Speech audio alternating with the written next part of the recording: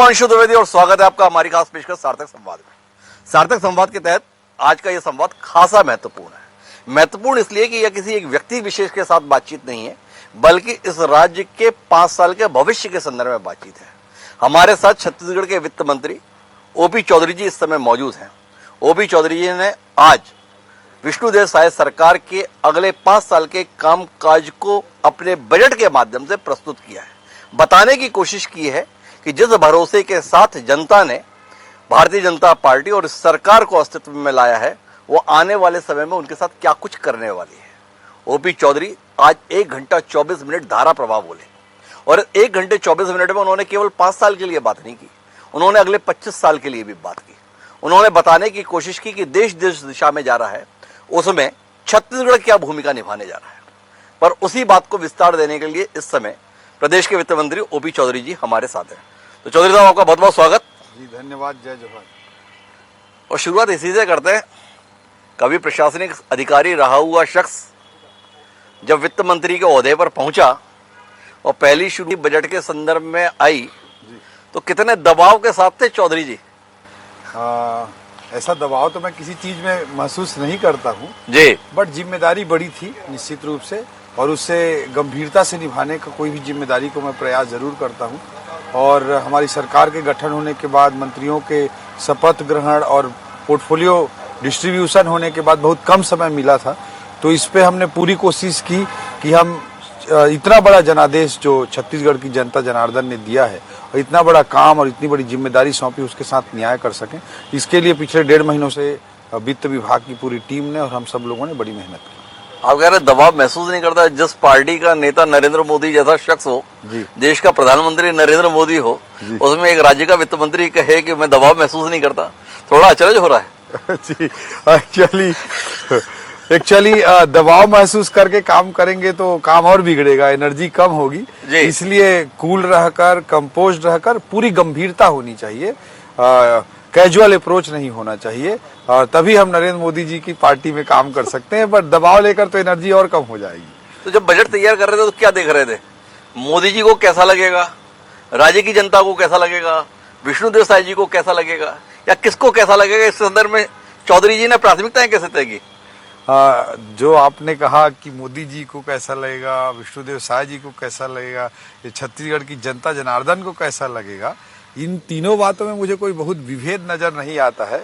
मोदी जी देश की जनता के लिए समर्पित होकर कार्य करने वाले नेतृत्व हैं, और उनका जो एक विजनरी अप्रोच है वो पूरे देश के लिए है।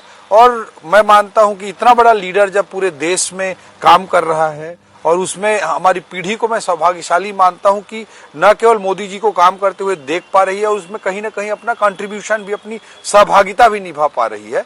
तो उस चीज को देखकर मुझे लगता है कि जब इतना अच्छे तरीके से एक वो दीर्घकालिक उद्देश्य, मध्यकालिक उद्देश्य सबको लेकर के वो जब देश के लिए काम कर रहे हैं, तो क्यों न उसी तरह की रणनीति हम छत्तीसगढ़ के लिए अख्तियार करें। यही मेरा बेसिक रणनीति रही। उससे स्वयं हम जनता के लिए अच्छा कर पाएंगे, जनता जनार्दन की आशाओं आकांक्षाओं पर खरा उतर पाएंगे। ये मेरी सोच रही पूरे प्रोसेस में। पूर्व में कांग्रेस की सरकार थी, वो इस बात को लेकर बड़ी नाराज रहती थी, अपनी अप्रसन्नता व्यक्त करते थे कि केंद्र के स्तर पर पर्याप्त सहयोग नहीं मिलता, इस राज्य का जो वाजिब हक है वो उस राज्य को प्राप्त नहीं होता है, इसलिए हम जनता के लिए बहुत कुछ करना चाहते हैं पर कर नहीं पाते हैं। जब आप बजट बनाने के लिए बैठे अपनी टीम के साथ में, तो इन आरोपों में कितनी सच्चाई पाई, और संसाधनों की दृष्टि से कितना अपने आप को समृद्ध पा रहे थे, या कितना खाली खाली सा महसूस हो रहा था और लग रहा था कि अब वादे इतने करके आ गए, अब पूरे कैसे करें? देखिए, जो जनता की आशा आकांक्षा और जो हमने संकल्प पत्र में वादा किया था, उसको पूरा करना तो रियली एक बहुत बड़ा चैलेंजिंग टास्क है। इससे मैं इनकार नहीं करता हूँ। और जहां तक 5 साल के कांग्रेस के राज की मैं बात करूं, तो उसमें केंद्र का भरपूर सहयोग मिला है, चाहे वो धान खरीदी हो, चाहे बजट एलोकेशन के मामले हो, सभी विषयों पे भरपूर सहयोग मिला है। ये अलग बात है कि पिछली कांग्रेस सरकार केंद्र के योजनाओं में अड़ंगा लगाने का ज्यादा काम की, उससे केंद्र का और मोदी जी का यश गांव-गांव तक पहुंच जाएगा, ऐसा इनको शायद राजनीतिक डर लगता था। मैं एक उदाहरण देना चाहता हूं। केंद्रीय विद्यालय नया रायपुर में भारतीय जनता पार्टी की 2018 से पहले जब सरकार थी डॉक्टर रमन सिंह जी की, उस समय स्वीकृत हुआ था। उसका बिल्डिंग आ गया, बिल्डिंग 80% बन गया, ये पिछली कांग्रेस की सरकार ने सरकारी बिल्डिंग, केंद्रीय विद्यालय के बन रहे बिल्डिंग को इस नाम से रोक दिया कि इसका नक्शा पास नहीं हुआ है। जी। इस तरह के आपको छोटी सोच के उदाहरण आपको अनेकों मिल जाएंगे। प्रधानमंत्री आवास योजना के तहत 18 लाख गरीबों के आवास के अधिकार को रोक दिया गया। गरीबों के आवास के अधिकार को रोक दिया गया क्यों? इस नाम से कि उसमें प्रधानमंत्री आवास योजना शब्द जुड़ा हुआ था। इनको ये परवाह नहीं रही कि इंदिरा आवास योजना के नाम से वही इस योजना को चलाते थे। तो इस तरह से एक नैरो माइंडसेट के साथ इन्होंने काम किया। और जहां तक राज्य के खजाने की बात आपने कही है, पिछले 5 सालों में अव्यवस्था से, एनार्की से, भ्रष्टाचार से इन्होंने पूरे सिस्टम को तहस नहस किया। और जब भी कोई सिस्टम कोलैप्स होता है तो सरकारी खजाने में कम पैसा जाता है, आप इस बात को जरूर स्वीकार करेंगे, और भ्रष्टाचारियों के जेब में ज्यादा पैसा जाता है। और जब सिस्टम सुधरता है तो सरकारी खजाने में ज्यादा पैसा जाता है, भ्रष्टाचारियों के जेब में कम पैसा जाता है। बट दुर्भाग्य से सिस्टम को पिछले 5 सालों में बिगाड़ा गया। उसके कारण सरकारी खजाने में पैसे जरूर कम गए, इकोनॉमी हिट हुई, इकोनॉमी में स्लो डाउन आया। बड़ी तेज छलांग लगाई चौधरी साहब आपने आज बजट में। मतलब हर साल बजट में इजाफा तो होता था। वित्त मंत्री के तौर पर अमर अग्रवाल भी थे, डॉक्टर रमन सिंह भी थे, भूपेश बघेल भी थे, रामचंद्र सिंहदेव भी शुरुआत में थे। 8, 10, 12% का जो है ग्रोथ दिखा देते थे। ओपी चौधरी जी ने सीधे 22% की छलांग लगाई है। हाँ। 1,47,000 करोड़ का बजट छत्तीसगढ़ में प्रस्तुत किया है। उम्मीद कुछ ज्यादा तो नहीं हो गई? नहीं, हमने निश्चित रूप से मैं ये स्वीकार करूंगा कि जो भी हमने लक्ष्य निर्धारित किए हैं, चाहे बजट एस्टीमेट का मामला हो, चाहे मिड टर्म टारगेट के रूप में जीएसडीपी की ग्रोथ का मामला हो, इसमें हमने बहुत ही महत्वाकांक्षी लक्ष्य लिए हैं। और मैं इतना कहूंगा कि विष्णुदेव साय जी के नेतृत्व वाली सरकार में हम लोग पूरे उद्यम से, पूरे परिश्रम से काम करके इन बड़े और महत्वाकांक्षी लक्ष्यों को प्राप्त करने के लिए पुरजोर काम करेंगे। तो सारा पैसा सरकारी खजाने में ले जाएंगे तो लोगों के पास पैसा कैसे बचेगा, जब टैक्स की वसूली आप इतनी कड़ाई से करने वाले हैं? आपने बताया तकनीक के तौर पर भी उन्नयन के लिए कितने 250 पौने 300 करोड़ का प्रावधान कर रहे हैं। लोगों के पास कुछ पैसे वैसे छोड़ने वाले हैं कि नहीं छोड़ने वाले हैं? नहीं, जो ईमानदार टैक्स पेयर है उनके प्रति हमारा बहुत सम्मान है। और ईमानदार टैक्स पेयर को सिस्टम में हमेशा एक अच्छा स्थान मिलना चाहिए, उसको मोटिवेटेड रहना चाहिए। तो मैं यही कहना चाहूंगा कि सभी लोग प्रदेश के विकास में, देश के विकास के लिए सही ढंग से टैक्स दें। और बहुत सारे लोग हमारे छत्तीसगढ़ में देते हैं, उनको मैं धन्यवाद भी ज्ञापित करता हूं कि उनके कारण आज प्रदेश चलता है। तो टेक्नोलॉजी ड्रिवन जो रिफॉर्म्स हैं और गवर्नेंस हैं, उसके माध्यम से टैक्स में इजाफा तो हमें करना ही पड़ेगा, तभी हम राज्य की जनता के लिए अच्छा कर पाएंगे, हमारी इकोनॉमी को ग्रोथ दिला पाएंगे। एक बात और जाननी है, ये जब आपने बजट भाषण शुरू किया तो खंबे इतने सारे क्यों ले लिए? भाई 4 खंभों पे भी मकान टिक जाता है। आपने 10-10 खंबे चुने कि 10 खंभों पर खड़ा करेंगे। ये 10 खंबे किस कारण से चुने गए? जो हमारा मिड टर्म टारगेट है कि 5 लाख करोड़ के जीएसडीपी को 2028 तक 5 सालों में 10 लाख करोड़ जीएसडीपी तक पहुंचाना, एक बहुत बड़ा लक्ष्य हम लोगों ने निर्धारित किया है। बहुत ही महत्वाकांक्षी लक्ष्य है, मैं भी इस बात को स्वीकार करता हूं। बहुत सारे लोगों ने मुझे कहा कि इसके लिए 8 साल का समय रख दो, 9 साल का समय रख दो। तो मैंने यही सोचा कि जब तक हम बड़ा लक्ष्य 5 साल के लिए निर्धारित नहीं करेंगे, तब तक एग्रेसिव तरीके से कैसे हम काम कर पाएंगे। इसलिए बहुत बड़ा लक्ष्य हमारी सरकार ने रखा है। तो मैं यही कहना चाहूंगा कि इस एग्रेसिव लक्ष्य को प्राप्त करने के लिए हम लोग पूरे प्राणपण से काम करेंगे। और उसके लिए हमारे रणनीतिक स्तंभ क्या होंगे, उसको डिटेलिंग करने का मैंने प्रयास किया, ताकि हमारे पूरी सिस्टम को, लोगों को एक क्लियर हो सके कि किस रणनीति के साथ हम आगे बढ़ना चाहते हैं और इस महत्वाकांक्षी लक्ष्य को प्राप्त करने का प्रयास करना चाहते हैं। बजट बनाते समय किस भूमिका में थे? अफसर की भूमिका में थे या नेता की भूमिका में थे? अब तो नेता की भूमिका में ही रहना है, और नेता ही हूं मैं, अब जनसेवक हूं मैं। और लोगों की आकांक्षाओं को लोकतांत्रिक भावनाओं से समझने का प्रयास करके ही मैं बजट बनाने का प्रयास किया। तो अगर बजट बनाने का प्रयास नेता के हिसाब से करते हैं तो पहले वाली सरकार थी वो बात करती थी कि किसानों के लिए बजट है, बांटो बांटो बांटो में बड़ा यकीन रखती थी। अब ऐसा कुछ नहीं दिखा है। आपके बजट में सबसे बड़ा प्रावधान आया तो स्कूली शिक्षा के बजट के रूप में आया। थोड़ा विरोधाभास है। आप दावा ये कर रहे हो कि मैंने नेता के अनुसार व्यवहार कर रहा हूँ, दिख ऐसा रहा है कि अर्थशास्त्री या प्रशासनिक अधिकारी हावी हो गया बजट में। क्या कहते हैं? नहीं, बिल्कुल ये आपकी गलत सोच है। मैं इतना कहना चाहूंगा कि हमारे 10 जो पिलर्स हैं, उसमें हमारा पहला पिलर जो है, जो हमारा इकोनॉमिक ग्रोथ है, उसका फोकस होगा ज्ञान। जी। हमने पहला पिलर बनाया है। और ज्ञान में जी का अर्थ है गरीब, वाई का अर्थ है युवा, ए का अर्थ है अन्नदाता और एन का अर्थ है नारी।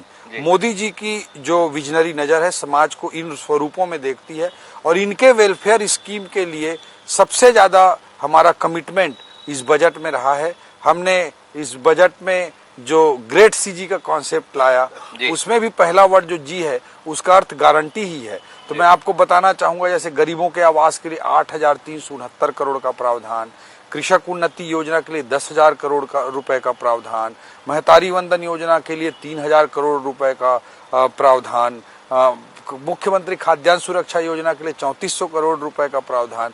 इस तरह के बड़े प्रावधान गरीब, किसान, महिला, युवा इनके लिए समर्पित हैं और वेलफेयर स्कीम को पर्याप्त स्पेस दिया गया है। गारंटी के वादों को पूरा करने में पर्याप्त स्पेस बजट में दिया गया है। उसके बाद कैपेक्स भी हिट ना हो इसका भी प्रयास किया गया है ताकि हम दीर्घकालिक आर्थिक विकास को सुनिश्चित कर सकें। एक बात जानना चाहता हूँ, जैसे आपने कृषक उन्नति योजना का जिक्र किया, छत्तीसगढ़ में पहले बात की जाती थी कि अगर कृषि को लाभदायक बनाना है तो फसल चक्र पर जाना चाहिए, जमीन की गुणवत्ता के लिए भी जरूरी है। पर पिछले 5 साल में आप देखेंगे कि सब फसलें भूल गए, धान धान और धान जी। तो ओपी चौधरी जी की इसमें कोई दृष्टि गई, विष्णुदेव साय सरकार की इस संदर्भ में कोई दृष्टि है कि अगर कोई प्रगतिशील किसान के रूप में भूमिका निभाना चाहे, कुछ प्रयोग करना चाहे, तो उसके लिए आपने बजट में कुछ उसकी मदद करने का किया है या सबको बताया है जो भी जमीन पड़ी है उसमें धान बोए जाओ और उससे अपने आप को समृद्ध करते जाओ? हाँ, आपको पता ही होगा कि मैं अपने गांव में खुद एक प्रगतिशील कृषक के रूप में नारियल, चीकू, केला का बड़े पैमाने पर उत्पादन करता हूं और एक मैसेज देने का प्रयास करता हूं। और मैं यह भी कहना चाहूंगा कि इस बजट में प्रोग्रेसिव फार्मिंग के लिए, मत्स्य पालन के लिए, हार्टिकल्चर के लिए, एनिमल हस्बेंड्री के लिए भी बहुत सारे प्रावधान हमने किए हैं। बट मैं आपको इतना कहना चाहूंगा कि लोकतंत्र में जनमत का जो भाव होता है उसके अनुसार हमको कई बार चलना पड़ता है और धीरे धीरे अवेयरनेस के माध्यम से और प्रगतिशील प्रयासों के माध्यम से जनमत को धीरे धीरे एक नया शेप देना पड़ता है। तो जनमत का जैसे विचार है उस अनुसार से हमको कई निर्णय लेने भी पड़ते हैं। जनमत का दबाव तो कम से कम ओपी चौधरी जी मान रहे हैं कि हाँ उन्हें बजट बनाते समय रहा। अभी थोड़ी देर पहले चौधरी जी बोल रहे थे ज्यादा दबाव में नहीं रहता, तो जनमत का दबाव तो मान लिया। लोकतंत्र में जनमत के दबाव से तो मुक्त नहीं रह सकते। तो एक और दबाव के संदर्भ में बात करते हैं। इस बार छत्तीसगढ़ को मुख्यमंत्री जशपुर इलाके से मिला जी। बड़ा उपेक्षित इलाका माना जाता है, बड़ा पिछड़ा इलाका माना जाता है, अभावग्रस्त इलाका माना जाता है। तो जब वहां का एक आम आदमी, एक आम आदिवासी इस प्रदेश का मुख्यमंत्री बना है, तो क्या ओपी चौधरी ने इस जिम्मेदारी को बजट में स्थान देने की कोशिश की कि जशपुर विकास की मुख्य धारा से जुड़ पाए? और अगर है तो क्या ऐसा कर पाए आप जशपुर के लिए जिससे वहां के लोगों को लगे कि हाँ हमारे यहाँ पे भी सरकार के आने का कुछ उजाला पहुंच रहा है? निश्चित रूप से आदरणीय विष्णुदेव साय जी जैसा नेतृत्व हमको मिला है, उनके जैसा सरल सहज एक आदिवासी नेतृत्व हमको प्राप्त हुआ है। हमारे पूरे प्रदेश के लिए, हम सब के लिए बहुत ही सौभाग्य का विषय है। और आपने पूरे बजट स्पीच में भी सुना होगा कि सबसे अधिक नाम जसपुर, कुनकुरी, कांसाबेल इन्हीं का आया। चाहे 220 बेड हॉस्पिटल निर्माण की बात हो कुनकुरी में, जिससे हम भविष्य में मेडिकल कॉलेज का रास्ता भी अख्तियार कर सकते हैं, हेचरी निर्माण हो, हार्टिकल्चर कॉलेज का निर्माण हो, सारी सड़कों की बात हो, ब्रिजेस की बात हो, सब दृष्टिकोण से जसपुर क्षेत्र को सर्वोच्च प्राथमिकता देते हुए हमने काम किया है। और एक उपेक्षित थोड़ा इग्नोर एरिया रहा है, मैं इस बात को स्वीकार करने में मुझे कोई गुरेज नहीं है। और आदरणीय विष्णुदेव साय जी हमारे मुख्यमंत्री जी का इलाका है और एक जरूरतमंद इलाका है, ज्योग्राफिकल इम्बैलेंस है डेवलपमेंट के पॉइंट ऑफ व्यू से, तो वहाँ पर हमने विशेष फोकस निश्चित रूप से इस बजट में। एक और दबाव के संदर्भ में बात करते हैं। व्यक्ति को कई बार लगता है कि मेरे पे कोई दाग ना लगे, मेरे पे कोई पक्षपात का आरोप ना लगे, मेरे संदर्भ में ऐसा ना देखा जाए कि मैंने अपने संदर्भ में कुछ खास कर लिया। तो अब ओपी चौधरी जी को रायगढ़ के लोगों ने विधायक चुना था जी। जब बजट बनाए जी। तो रायगढ़ के संदर्भ में कोई प्रस्ताव आया तो उन्हें दाएं बाएं कर दिया कि लोग ये ना समझे कि मैं अपने इलाके में कर रहा हूँ। रायगढ़ के साथ कितना न्याय कर पाए, रायगढ़ जिले के साथ कितना न्याय कर पाए ओपी चौधरी जी? नहीं, रायगढ़ जिले को भी मैंने पूरा प्रयास किया कि जहां जहां जो जो चीज वहाँ होना चाहिए, क्योंकि एक बहुत तेजी से उभरता हुआ औद्योगिक जिला है, वहाँ के चैलेंजेस डिफरेंट हैं, वहाँ के इंफ्रास्ट्रक्चर पे ट्रांसपोर्ट का बहुत दबाव है, वहाँ के युवा बहुत तेजी से आगे बढ़ रहे हैं, लेकिन रायपुर बिलासपुर से एक दूरी हो जाती है, उसके कारण शिक्षा सुविधाओं में वहाँ कमी भी देखी जाती है। तो इन सब के मद्देनजर रायगढ़ का जो अधिकार है वह अभी दिलाने के में मैंने कोई पक्षपात का आरोप लगेगा या ये कुछ मैंने ऐसा नहीं सोचा। मैं कोई व्यक्ति विशेष मुझे मेरे खुद के लिए नहीं कर रहा हूँ, क्षेत्र के लोगों के लिए कर रहा हूँ। तो जहाँ पे उपयुक्त था वहाँ रायगढ़ को भी स्वीकृति मिली है। क्या मिली, थोड़ा बताइए ना, हमें पता तो चले भाई रायगढ़ में क्या होने जा रहा है। जैसे केलो डैम की मैं बात करना चाहूंगा हिमांशु जी। केलो डैम के लिए भूमि पूजन कांग्रेस के 50 सालों के राज में 3 बार अलग अलग मुख्यमंत्रियों ने केलो डैम का भूमि पूजन किया, अलग अलग बार जब जब चुनाव आए, लेकिन किसी ने उसके काम को आगे बढ़ाने का काम नहीं किया। जब 2003 से 2018 तक डॉक्टर रमन सिंह जी के नेतृत्व में भारतीय जनता पार्टी की छत्तीसगढ़ में सरकार थी, तब केलो डैम का भूमि पूजन भी हुआ और केलो डैम का उद्घाटन भी हुआ, कार्य पूरा किया गया। बट पिछले 5 सालों में जो कांग्रेस का राज था उसमें केलो डैम का पानी किसानों के खेत तक नहीं पहुंच पाया, और इसलिए नहरों का जाल, क्योंकि नहरों का काम इन्होंने पूरा ही नहीं किया। इसके लिए इस बजट में सिंचाई की बड़ी परियोजना के रूप में केलो डैम के पानी को किसानों के खेत तक पहुंचाने के लिए 100 करोड़ रुपए का प्रावधान इरिगेशन डिपार्टमेंट में हुआ है। वहाँ की युवाओं के लिए प्रयास विद्यालय, जो कि जिसके माध्यम से engineering, medical, IIT, medical, CLAT, law, national law colleges या CA, इन सब परीक्षाओं की युवा तैयारी कर सकते हैं, उसका भी प्रावधान रायगढ़ में किया गया है। सपनेई डैम की बात हो, चाहे सांकरा लिफ्ट इरिगेशन की बात हो, रायगढ़ में हार्टिकल्चर कॉलेज खोलने की बात हो, साइबर व्यवस्थाओं के तहत थाना बनाने की बात हो, महिला थाना बनाने की बात हो, इन सभी चीजों में रायगढ़ का जो रिंग रोड है, रायगढ़ से घरघोड़ा तक रोड पर बहुत ज्यादा दबाव है इंडस्ट्रियल एरिया होने के कारण, इन सारे विषयों को इस बजट में स्थान दिया गया है। यही बताइए, जब चुनाव हुआ ना विधानसभा का जी और परिणाम आया जी, तो लोगों ने माना कि महतारी वंदन योजना ने बड़ा कमाल किया जी। जो भाजपा कभी 50 पार नहीं कर पाती थी आसानी से, वो 54 तक पहुंच गई। कैसे पहुंच गई? बोले धान पर बोनस भी दे दिया, वो महतारी वंदन करा दिया। तो जब बजट बनाए तो ये महतारी वंदन कितना परेशानी आपको पैदा की, कितना पैसा जा रहा है और इससे कितना कसमसा है OP चौधरी जी? महतारी वंदन योजना में जितना भी पैसा जाए उससे हमको कोई कसमसाहट, कोई प्रेशर, हमको कोई कंजूसी वहां दिखाने का विषय है ही नहीं। मैं मानता हूं कि सामाजिक बदलाव के लिए, महिला सशक्तिकरण के लिए, घर में जो सरकार पैसा देती है उस परिवार में जाकर बच्चे की शिक्षा पे, बच्चे के लिए दूध खरीदने में, उसके लिए कुछ किताब कापी खरीदने में उपयोग हो, इससे अच्छा उपयोग हो नहीं सकता। इसलिए मुझे लगता है कि महतारी वंदन योजना अंतर्गत 12,000 रुपये प्रति वर्ष की राशि जो हम दे रहे हैं, उससे मैं मानता हूं कि परिवारों को वास्तविक अर्थों में फायदा होगा और महिला सशक्तिकरण की दिशा में, जेंडर इनइक्वालिटी का जो गैप है उसे पाटने में बहुत बड़ी भूमिका ये योजना निभाएगा। इसलिए हमारी सरकार ने विष्णुदेव साय जी के नेतृत्व में इस योजना पर बहुत खुलकर काम किया और हम खुलकर योजना को लागू करेंगे। OP चौधरी जैसा युवा व्यक्तित्व जब प्रदेश का वित्त मंत्री बना तो युवाओं में बड़ी उम्मीद जागी जी। उम्मीद ये जागी कि शायद उनके भविष्य को लेकर एक युवा ज्यादा बेहतर सोच पाएगा जी।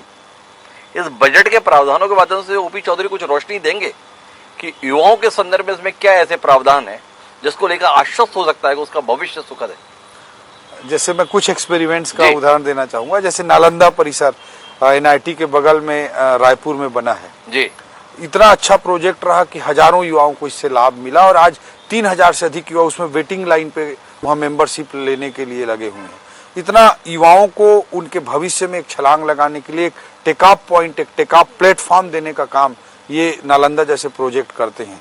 इस सफलता से, इस उदाहरण से प्रेरित होते हुए प्रदेश में 22 नालंदा परिसर का हमने प्रावधान इस बजट में किया है। अलग अलग स्थानों में, प्रदेश भर में 22 स्थानों में नालंदा परिसरों का निर्माण करने का काम किया है। UPSC की तैयारी करने के लिए एक यूथ हॉस्टल द्वारिका में बनाया गया है। उसके अलावा दिल्ली के द्वारिका में 65, उसके अलावा 65 छत्तीसगढ़ के पिछड़े ST SC युवाओं को स्कॉलरशिप दे करके उनके रहने का भी पैसा, कोचिंग का भी पैसा देकर तैयारी कराया जाता है। जो टैलेंटेड बच्चे होते हैं एग्जाम में क्वालिफाई होते हैं, उस 65 की संख्या को सीधा बढ़ाते हुए हमने इस बजट में 200 सीट कर दिया है, जाकि युवाओं को सीधा लाभ हो। इसके अलावा एग्रीकल्चर, हार्टिकल्चर रिलेटेड कॉलेजों की स्थापना, भविष्य में हम जो हमारी योजना है IIT की तर्ज पर Chhattisgarh institute of technology banana, medical colleges के निर्माण की बात हो। जैसे आपने इस बजट में जैसे हमने 700 करोड़ रुपए का प्रावधान सिम्स बिलासपुर के लिए किया है, रुपए के इंफ्रास्ट्रक्चर डेवलपमेंट का बड़ा काम किया है। एम्स के तर्ज पर CIMS, Chhattisgarh institute of medical sciences, इसके लिए भी हम काम करने जा रहे हैं। तो इन सब प्रयासों से अनेक जगहों पे high school, higher secondary school, post matric hostels, कॉलेजों के हॉस्टल्स, कॉलेजों को आदर्श कॉलेज के रूप में बनाना, कॉलेजों के बिल्डिंग का निर्माण करना, स्पोर्ट्स फैसिलिटी का अलग अलग तरीके से डेवलपमेंट करना, इस दिशा में भी बड़े बजटीय प्रावधान इस बजट में किए गए हैं। अब हम आखिरी बातचीत की ओर बढ़ते हैं चौधरी साहब। ये जब विपक्ष में थे ना आप लोग, तो छत्तीसगढ़ में बड़ी आवाज चिल्लाते थे शराबबंदी के संदर्भ में, और शराब के कारण युवा बर्बाद हो रहा है, प्रदेश बर्बाद हो रहा है, इसकी बात करते थे। अब आपके बजट संबंधी प्रावधान आए तो पता चला कि सरकार की आय शराब के खाते में काफी बढ़ने जा रही है। तो दोनों बातों में कैसे आप सामने बिठाए? बात तो करते थे कि शराब ठीक चीज नहीं है, और अभी देख रहे हैं कि शराब से ही आपके चेहरे में चमक बहुत आने वाली है, मतलब सरकार के खाते में पैसा बढ़ने वाला है। ये दोनों चीजें कैसे कर रहे हो भाई? मैं हिमांशु जी इतना जरूर कहना चाहूंगा कि पिछली सरकार ने गंगा जल की कसम खाई, अपने जन घोषणा पत्र में लिखा कि वो शराबबंदी लागू करेंगे जी। शराब के नशा मुक्ति बहुत जरूरी है, लेकिन सीधा शराबबंदी को लागू करने के क्या तरीके होंगे, कैसे होंगे, एक गहनता का विषय हो सकता है। इस संबंध में मैं कोई कमेंट फिलहाल नहीं करूंगा। लेकिन हम विपक्ष में जब थे तो जो हम जोर लगाते थे वो मूलतः विपक्ष के वादा खिलाफी को, कांग्रेस की वादा खिलाफी को बेनकाब करने के लिए लगा रहे थे कि उन्होंने गंगा जल की कसम खाई, अपने जन घोषणा पत्र में शराबबंदी का वादा लिखा, उसके बाद वो नहीं कर रहे थे। और शराब में इतना पैसा कैसे बढ़ा रहे हैं, इसके संदर्भ में तो बताइए ना। मतलब शराब ज्यादा पिलाने वाले इसलिए बढ़ रहा है, या कोई और तरीका निकाला है जिसमें ओपी चौधरी जी ने शराब के अंतर्गत राजस्व में इतनी बड़ी आमदनी की संभावना देखी है? कैसे देखी? इसको तो आप भी बहुत भली भांति समझते हैं कि पिछली सरकार के समय में कैसे कच्चा पक्का और किस किस तरह से शराब के पैसे से अपने ATM को भरने का काम वो कर रहे थे। विष्णुदेव साय जी के नेतृत्व वाली सरकार अपने इरादों में नेक है, वो कोई माफिया राज चला करके पैसा इकट्ठा करने पे विश्वास नहीं करती है। इसलिए जब टेक्नोलॉजी आए हम ला रहे हैं, हम रिफॉर्म्स ला रहे हैं, गवर्नेंस ला रहे हैं, तो मैं मानता हूं कि जो पैसा भ्रष्टाचारियों के जेब में जा रहा था वो सरकार के खजाने में आएगा, और इससे राजस्व में वृद्धि होगी, चाहे वो GST हो, चाहे एक्साइज हो, चाहे वो माइनिंग की रॉयल्टी हो। अब आखिरी सवाल, जो आपने बजट आज बनाकर प्रस्तुत किया है, कुल मिलाकर लोगों को अपेक्षा क्या रहती है? लोगों को अपेक्षा रहती है कि उनके हिस्से में रोजगार आए जी, प्रदेश का सर्वांगीण विकास हर क्षेत्र में हो जी, औद्योगिक रूप से विकास आए। लंबे समय से ये शिकायत रही कि औद्योगिक दृष्टि से जो विकास छत्तीसगढ़ का होना चाहिए था वैसा विकास नहीं हुआ। इस संदर्भ में कोई दृष्टि आप बताने की स्थिति में कि औद्योगिक दृष्टि से जी छत्तीसगढ़ के विकास के लिए क्या रोड मैप लेकर आप काम करने जा रहे हैं? सबसे बड़ी बात तो हिमांशु जी कि इसी वर्ष 2024 में हम नई उद्योग नीति लाएंगे, जिसमें हमारा प्रमुख फोकस होगा जो हमारा कोर सेक्टर है, जो छत्तीसगढ़ का मेन स्ट्रेंथ है, उस पर तो काम हम करेंगे ही करेंगे। सेवा क्षेत्र के अन्य उभरते हुए जो नए अवसर हैं उनको भी एक्सप्लोर करने का पूरा प्रयास करेंगे नई औद्योगिक नीति में। ये हमारा पहला स्ट्रेटजी होगा। दूसरा, कैपेक्स में हमने 20% की ऐतिहासिक ग्रोथ इस बजट में लक्ष्य बनाकर हम चल रहे हैं। जो पिछले 5 सालों में कैपेक्स का ग्रोथ 12% के लगभग हो रहा था, उसको हम इस बार 20% का कैपेक्स ग्रोथ लेकर के चल रहे हैं। उससे अधोसंरचनात्मक हमारा विकास होगा, और निश्चित रूप से उससे उद्योगों को अपना काम करने के लिए बेहतर इंफ्रास्ट्रक्चर मिल पाएगा, और नई औद्योगिक नीति भी रहेगी। और हम जो टर्सरी सेक्टर को प्रमोट करने के लिए ईज ऑफ डूइंग बिजनेस या मिनिमम गवर्नमेंट मैक्सिमम गवर्नेंस, इस तरह के जो हमारे मॉडर्न इकोनॉमिक फिलॉसफी के कॉन्सेप्ट हैं, उन सब को हम यहाँ पे इंट्रोड्यूस करेंगे और इसमें हमारा प्रयास होगा कि हम टर्सरी सेक्टर को, सेवा क्षेत्र को एक नई ऊंचाई पर ले जा सकें। जैसे हेल्थ डेस्टिनेशन छत्तीसगढ़ कैसे बने, एजुकेशन डेस्टिनेशन, कॉन्फ्रेंस टूरिज्म का डेस्टिनेशन, वेडिंग डेस्टिनेशन, IT को हम कैसे ला सकें, इन सब बातों पर हमारा पूरा जोर रहेगा। तो ओपी चौधरी जी ने लगभग बजट से जुड़े हुए तमाम बिंदुओं पर हमारे साथ बातचीत की। ओपी चौधरी जी को भरोसा है कि ठीक प्रशासन के माध्यम से वह इस लक्ष्य को प्राप्त भी कर लेंगे और देश के प्रधानमंत्री नरेंद्र मोदी जी 2047 को लेकर जो दृष्टिकोण दुनिया के सम्मुख देश के लिए रख रहे हैं, उसमें छत्तीसगढ़ महती भूमिका निभा पाएगा, ऐसा भरोसा ओपी चौधरी जी विष्णुदेव साय सरकार की ओर से दिला रहे हैं। देखते हैं कि ओपी चौधरी जी ने जो आज कहा है आने वाले सालों में वह उन्हें पूरा करने में कितने सफल होते हैं। तो बहरहाल ओपी चौधरी जी, आपको शुभकामनाएं भी, बधाई भी इस बजट के लिए। उम्मीद करते हैं जो दावे आपके हैं आने वाले समय में छत्तीसगढ़ की जनता उन्हें धरातल पर क्रियान्वित होते हुए भी देखेगी। आप सभी का सहयोग अपेक्षित है जी। तो दोस्तों आज की बातचीत में इतना ही। मुझे दीजिए इजाजत, जल्द फिर मुलाकात होती है, तब तक के लिए सादर प्रणाम।